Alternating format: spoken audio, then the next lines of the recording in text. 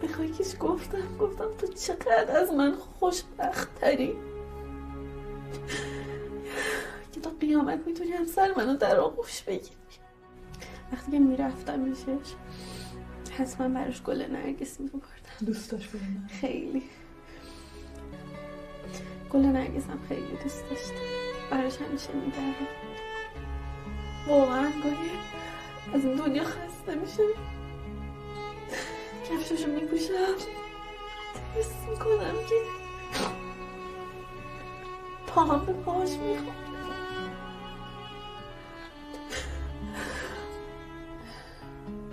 خوشحالم از اینکه همسرم به شهادت رسیده، به اون چیزی که دوست داشت رسید. همسر من رو خیلی دوست داشت، به من رسید.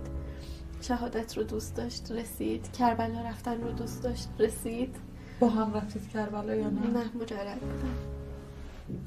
خیلی به اون چیزی که دوست داشته رسیده. من خدا رو خیلی شاکرم از اینکه همسرم به خواسته های دلش رسیده.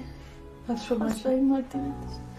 من به خاطر روی گل ناز همسرم تمام خواسته هایی رو که داشتم میبخشم.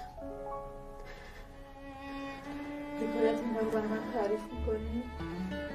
اینا رو یک هفته بعد از شهادتش برامون آوردن. دور نجفش رو همیشه دست راستش مینداخت. میگفتش که قیامت کسایی که دور نجف ندارن حسرت میخورن.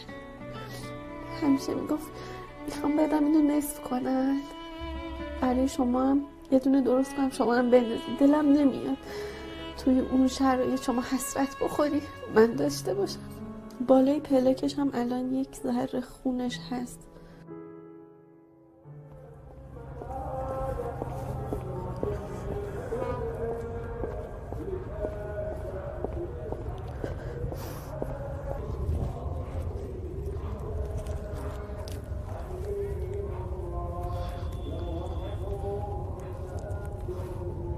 اینجا رو شما انتخاب کردی جاشو برای شهید؟ نه، اینجا رو خود بنیاد شهید داده، ولی